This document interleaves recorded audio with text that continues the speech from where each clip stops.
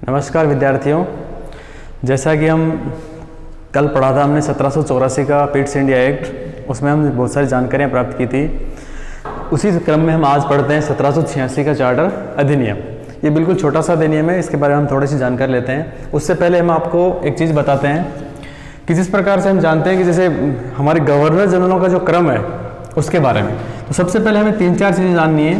पहला है कि सबसे पहले जो भारत में गवर्नर बने उन्हें बंगाल का गवर्नर कहा जाता था, उन्हें बंगाल का गवर्नर कहा जाता था। और ये परंपरा जो है वो 1757 से प्रारंभ हो रही है। और पहली बार जो बंगाल के गवर्नर बने हैं वो है लॉर्ड क्लाइव। वो कौन है? Lord Clive. और ये पहले ही गवर्नर हैं जिन्हें बंगाल के गवर्नर के नाम से जाना जाता है। उसके बाद यही बंगाल के गवर्नर, इनका पद नाम बदल दिया गया, जिन्हें बंगाल का गवर्नर जनरल कहा जाने लगा। बंगाल का गवर्नर जनरल कहा जाने लगा।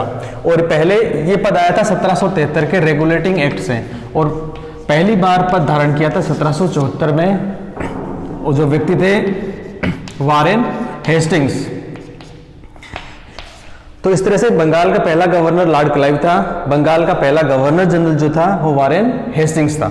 इसके बाद तीसरा जो है, यही बंगाल का गवर्नर जनरल का जो पद है इसको बदलकर भारत का गवर्नर जनरल बना दिया गया। क्या बना दिया गया? भारत का गवर्नर जनरल इसको बना दिया गया। और ये भारत का जो गवर्नर जनरल बना था, ये बना था 1833 के एक्ट में। और ऐसा बनने वाला जो पहला व्यक्ति था वो था विलियम बेंटिंग। William Bentinck. इस तरह जो लास्ट चौथा जो है वो है भारत का गवर्नर जनरल का जो पद है उसको बदलकर भारत का वॉइसरॉय की उपाधि उसको प्रदान कर दी गई।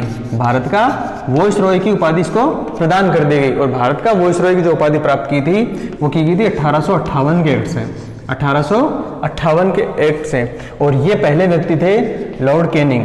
तो इस तरह से हमें चारों चीजें हमें ध्यान रखनी है। पहली चीज, पहला जो पद है वो बंगाल के गवर्नर का पद है। यही बंगाल के गवर्नर का पद बंगाल के गवर्नर जनरल में बदल जाता है।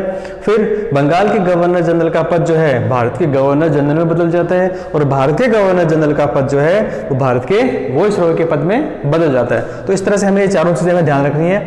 इसके अलावा हम पढ़ते हैं कि हमारा जो ये 1786 का जो चार्टर अधिनियम है उसमें मुख्य रूप से एक ही बात है, ज्यादा विस्तृत अधिनियम नहीं है, छोटा सा अधिनियम है। उसमें एक ही बात है कि जैसे हमने 1784 के पिट्स इंडिया एक्ट में पढ़ा था, इस समय ब्रिटेन के जो प्रधानमंत्री थे विलियम पिट थे।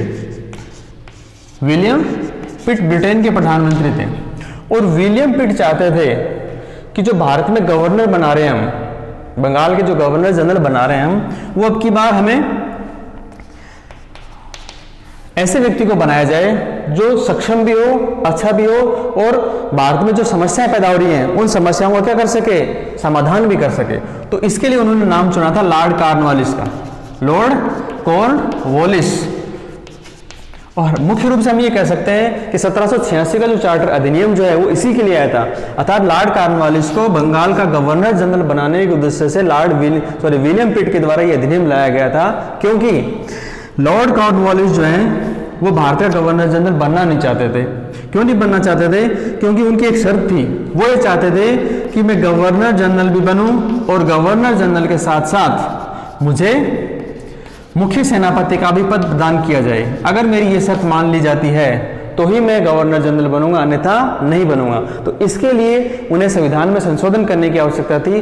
तो इसके लिए विशेष रूप से ये अधिनियम उन्हीं के लिए लाया गया था। क्योंकि लॉर्ड कॉर्नवालिस को हम जानते हैं कि वो व्यक्ति थे जो अमेरिका के स्वतंत्रता संग्राम में उन्होंने भाग लिया था, और उनके नेतृत्व में भी अमेरिकी स्वतंत्रता संग्राम की लड़ाई लड़ी गई थी। तो इस तरह से ये बहुत ही महत्वपूर्ण व्यक्ति हैं जिनके द्वारा 1786 के एक्ट में परिवर्तन करते हुए इनको बंगाल का गवर्नर जनरल पद सुशोभित किया गया था।